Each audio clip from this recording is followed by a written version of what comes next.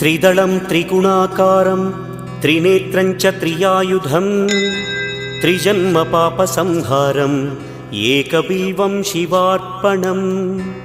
त्रिशाखैः बिल्वपत्रैश्च अच्छिद्रैः कोमलैः शुभैः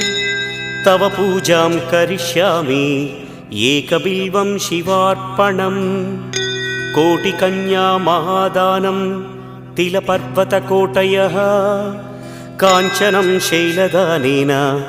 एकबिल्वं शिवार्पणम् काशीक्षेत्रनिवासं च कालभैरवदर्शनं प्रयागे माधवं दृष्ट्वा